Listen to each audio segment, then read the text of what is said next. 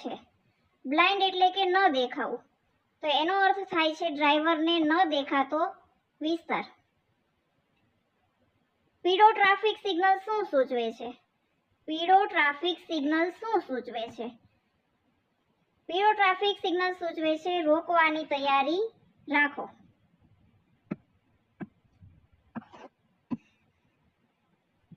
આગળનો પ્રશ્ન જોઈએ. રોડ પર સતત સફેદ રેખા શું સૂચવે છે?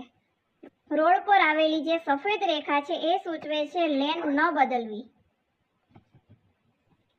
ધુમ્મસમાં વાહન ચલાવતી વખતે કઈ લાઇટ ઉપયોગી છે? ધુમ્મસમાં વાહન ચલાવતી વખતે કઈ લાઇટ ઉપયોગી છે? Fog lamp. કઈ લાઇટ ઉપયોગી છે? Fog lamp.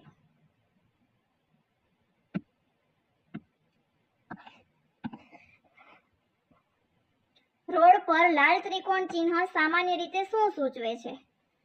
રોડ ઉપર જે લાલ ત્રિકોણ દર્શાવેલા હોય છે એ શું સૂચવે છે? ચેતવણી અથવા તો જોખમ. હાઈવે પર વાહનો વચ્ચે 3 સેકન્ડ રૂલ શા માટે અપનાવવામાં આવે છે? સુરક્ષિત અંતર જાળવવા માટે.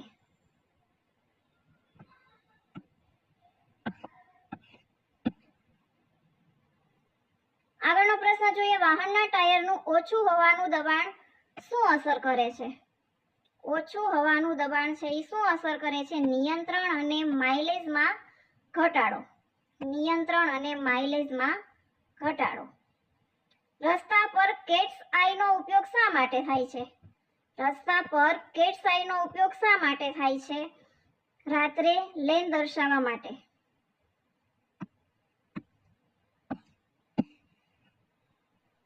આગળનો પ્રશ્ન જોઈએ. કંડક્ટર અને ડ્રાઈવર વચ્ચે યોગ્ય સંકલન રોડ સેફટી માટે શા માટે જરૂરી હોય છે?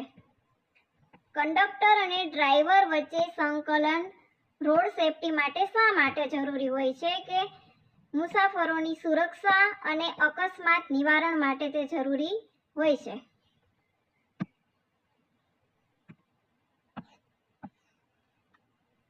અકસ્માતગ્રસ્ત વ્યક્તિને જરૂર ન હોય ત્યાં સુધી કેમ ખસેડવી ન જોઈએ?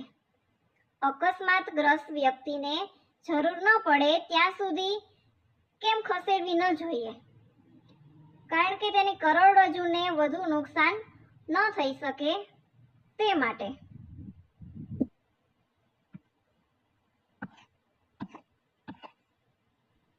રોડ પર સતત પીળી રેખા સામાન્ય રીતે શું સૂચવે છે? સતત પીળી રેખા છે એ સામાન્ય રીતે શું સૂચવે છે?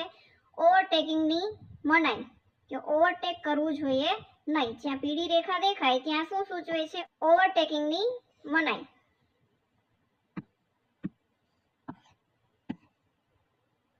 આગળનો પ્રશ્ન જોઈએ. ડિફેન્સિવ ડ્રાઇવિંગનો મુખ્ય સિદ્ધાંત કયો છે? ડિફેન્સિવ ડ્રાઇવિંગનો મુખ્ય સિદ્ધાંત છે પોતાની સાથે અન્ય વાહક ચાલકોની ભૂલોને પણ ધ્યાનમાં લેવું. એટલે જવાબ આવશે બી. પોતાની સાથે અન્ય વાહક ચાલકોની ભૂલોને પણ ધ્યાનમાં લેવું.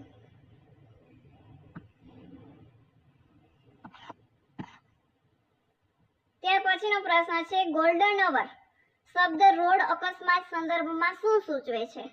ગોલ્ડન અવર. ગોલ્ડન અવર એટલે કે અકસ્માત પછીની પ્રથમ 1 કલાક. ગોલ્ડન અવર એટલે શું? કે અકસ્માત પછીની પ્રથમ 1 કલાક.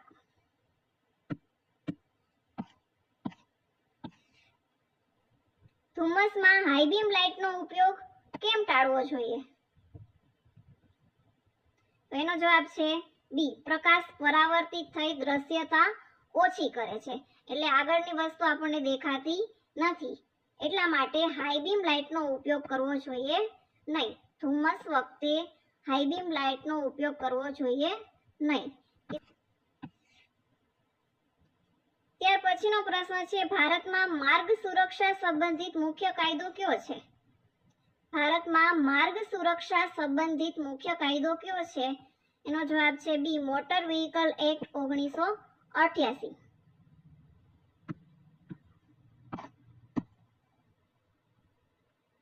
રિએક્શન ડિસ્ટન્સનો અર્થ શું છે? રિએક્શન ડિસ્ટન્સનો અર્થ છે જોખમ ઓળખવાથી બ્રેક લગાવવા સુધી વાહન કાપે તે અંતર.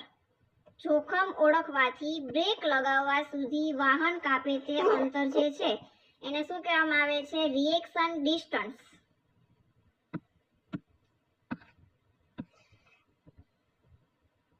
આગળનો પ્રશ્ન જોઈએ કે બસના ઇમરજન્સી એક્ઝિટનો મુખ્ય હેતુ શું છે? ઇમરજન્સી એક્ઝિટનો મુખ્ય હેતુ છે અકસ્માત કે આગ વખતે સલામત બહાર નીકળવું.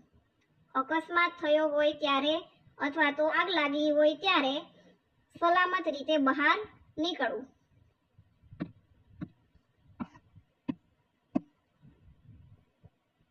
આગળનો પ્રશ્ન છે માર્ગ સુરક્ષામાં 4E એપ્રોચ કયું છે?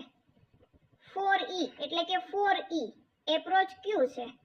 પહેલો ઈ છે ઈ દર્શાવે છે એજ્યુકેશન, બીજો ઈ દર્શાવે છે એન્જિનિયરિંગ, ત્રીજો ઈ દર્શાવે છે એન્ફોર્સમેન્ટ અને ચોથો ઈ દર્શાવે છે ઇમરજન્સી કેર.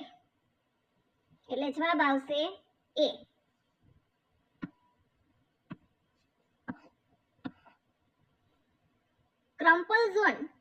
ક્રમ્પલ ઝોનનો મુખ્ય હેતુ શું છે? ક્રમ્પલ ઝોનનો મુખ્ય હેતુ છે અથડામણની ઉર્જા શોષી લેવી. જવાબ આવશે બી, અથડામણની ઉર્જા શોષી લેવી.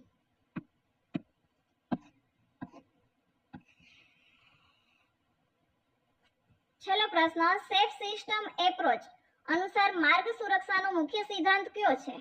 એનો જવાબ છે ડી, માનનીય ભૂલ શક્ય છે તેથી સિસ્ટમ એવી હોવી જોઈએ કે મૃત્યુ અને ગંભીર ઈજા ઘટે.